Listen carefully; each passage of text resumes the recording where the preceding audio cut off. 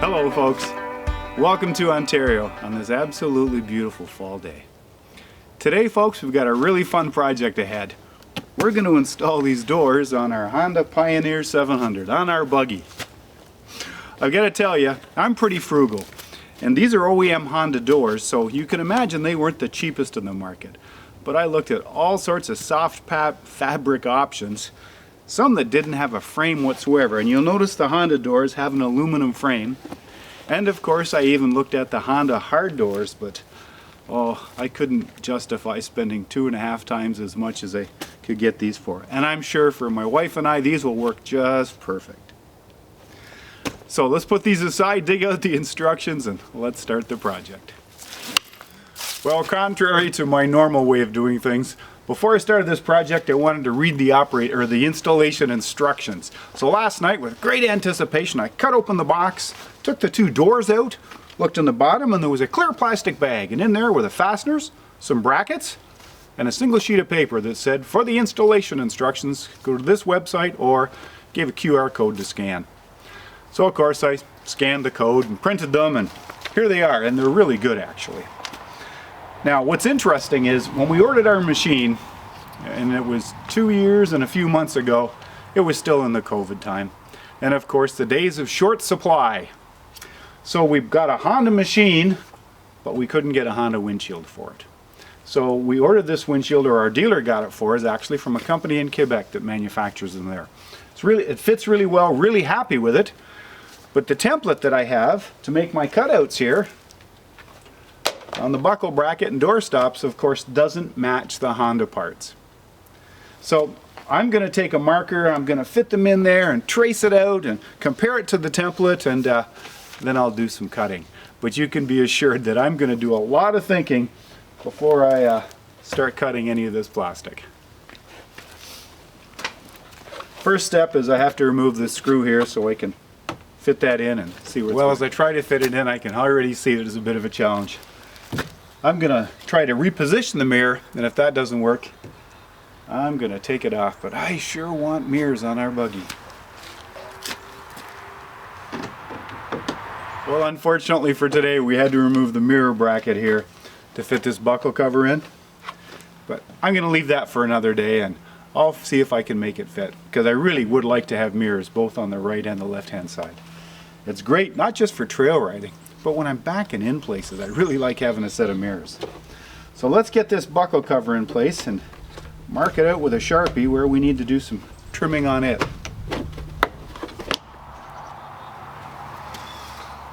I'm going to get a pair of tin snips and a square, trace them out, and we'll nip it and see what it looks like.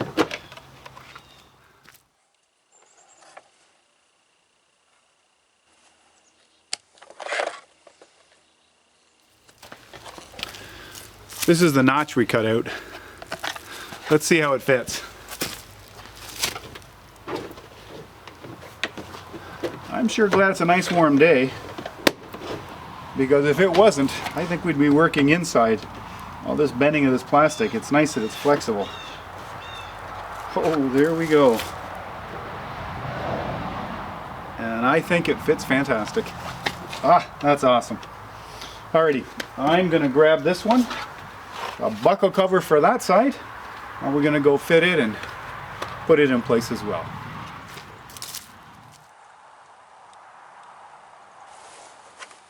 There we go. Fits like a dream. I'm going to put the 2 screws back in place just loose, because we have to put this upper portion on and get it all in alignment before we tighten anything up yet.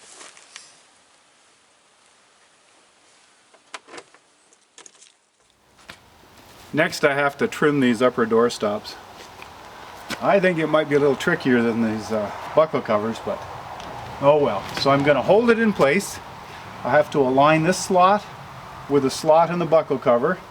I have to align this radius with this piece of the ROPS canopy there, and then I'll mark out both the windshield brackets. There and there.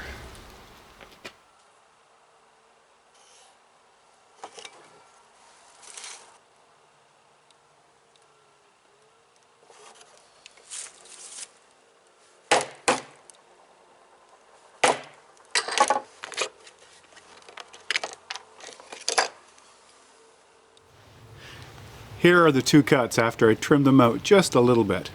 I probably took about another 1/8 of an inch off. Let's see how it fits now. I think we're golden. Oh, that's great. I'm just going to go over the other side before I put any of the fasteners or brackets on it.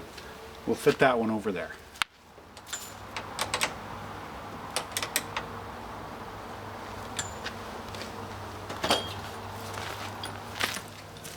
I've put one of the doors on to actually see what it fits like now. I am really pleased. It hits the upper doorstop well. It hits the latch cover well. Now I just have to mount the upper door to the lower door. But you know what? It's mid-November and that means it's deer season. And it is mid-afternoon.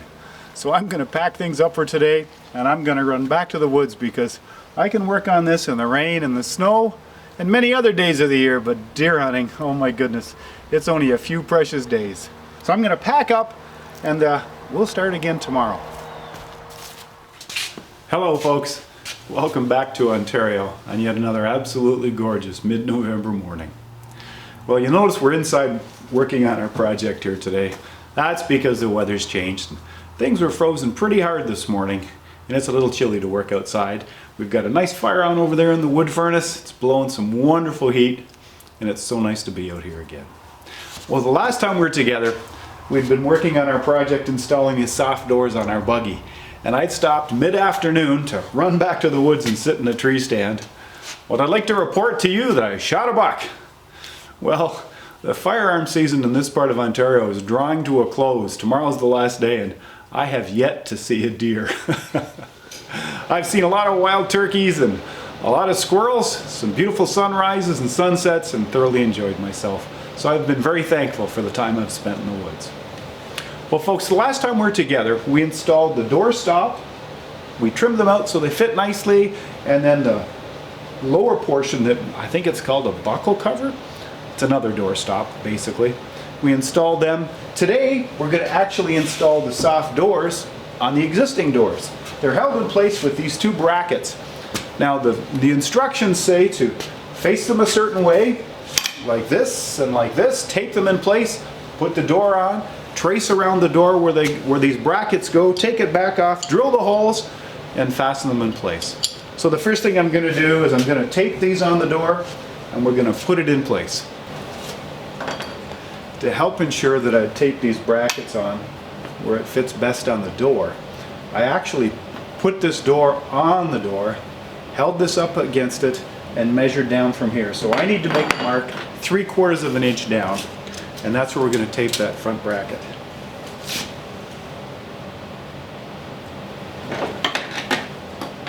Now the instructions say to place this bracket with the channel facing forward towards the hinge. So we're going to face it this way. And we're going to hold it in place with a little piece of masking tape. There we go. And the lower bracket is supposed to face with the channel facing down. So I'm just going to center it on there with my eye and we'll tape it in place. Alright, let's go set this in place and then we'll mark out the holes. Well, this is a little snug to say the least. And we'll hold that in place. I like where that is.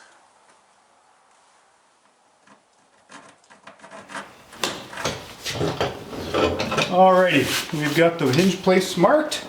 I'll pop open the door, lay the hinges on, and actually trace the holes from these brackets. Alright, the next step is to lay out the holes for these brackets on the door.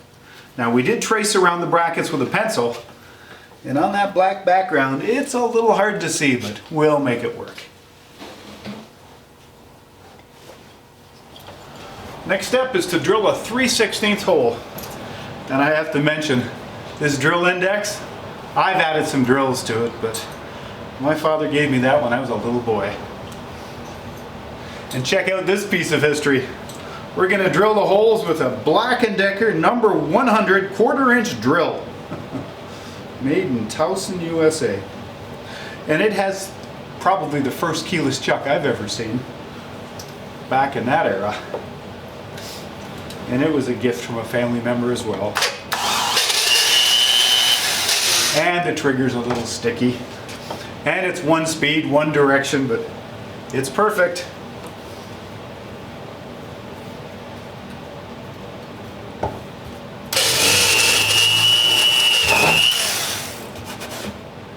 The next step is to fasten these brackets in place with these pop rivets supplied by Honda. Before I ordered the kit, I read a lot of online reviews and even watched some videos, and some people complained about these rivets. But when I look at the design of them, they've got a great slit, 4 of them on each rivet. I'm confident when I pull that tight with a pop rivet gun, it's going to create a huge bulb inside this plastic, and I'm sure it's going to work just fine. Unless I get a little rough, and at this age in my life, just call me Grandpa. Okay, there's also a piece of cloth here with some Velcro on that's used to fasten the doors in place once they're mounted. And we're going to pull it in place with our quick fast pop rivet gun. A quick story, I actually have the original box this came in. I probably bought this in the 1980s, and I paid $36.95. The price sticker's still on that pop rivet gun from Canadian Tire. That was a lot of money back then. Okay, let's see how this works.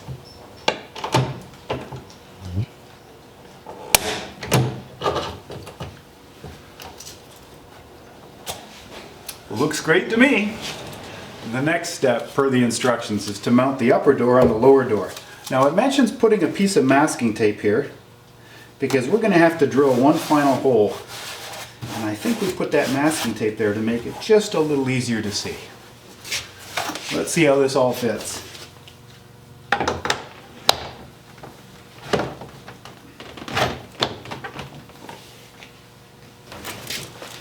That looks good to me. And we're supposed to close the door and latch it so that it holds everything in place while we go inside and make that final mark.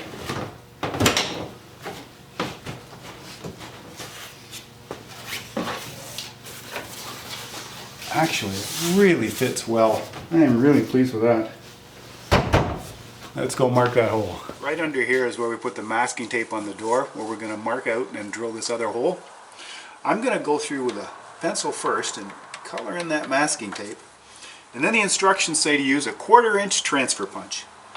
And there's our 1/4 inch transfer punch. And we'll put it right down in that hole. And there we go. We've got it marked. Now let's open this door, take it back apart, and we've got another hole to drill.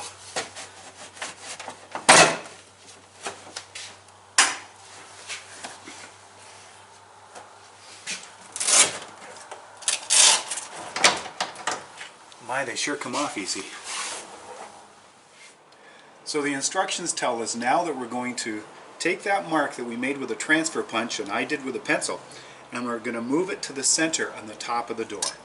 So I've made some lines on that masking tape we put on for the edges of the door, and I'm just going to use a steel rule and put it on here. That way I can mark the center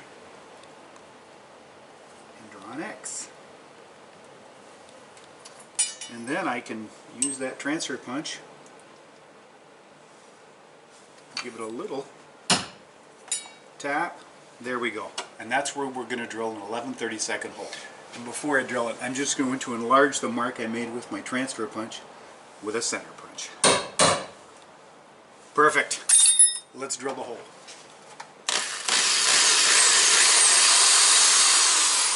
Okay, our hole's in place. We don't need the masking tape anymore. We're going to put a jack nut in there now. A jack nut is a lot like a pop rivet. You put it in the hole, then you expand the tail piece. Now with a pop rivet gun, you just pump the handle and it pulls the shank through and expands the piece. With this though, we're going to use a bolt. We're going to expand it in place, then we can unscrew that bolt and we can use it. In fact, it's used to hold the door in place with a thumb screw. So when you want to take the doors off, you just take off that one bolt, unloosen the 2 straps, and take it out. Take it out. Let's put this in. There we go.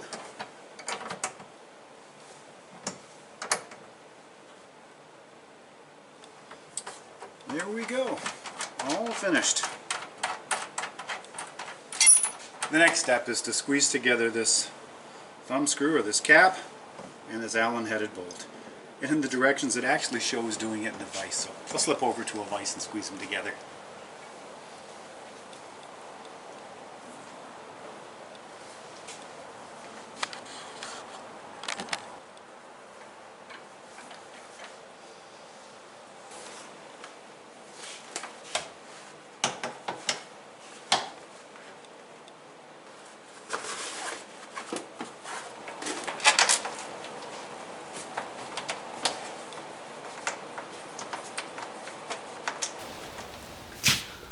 All that's left short of a test drive is to install a little weather stripping.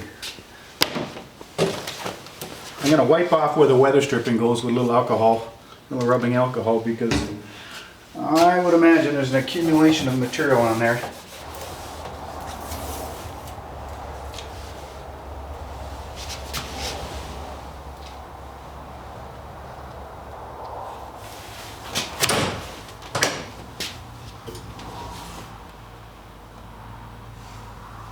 That's amazing. It fills that gap really well.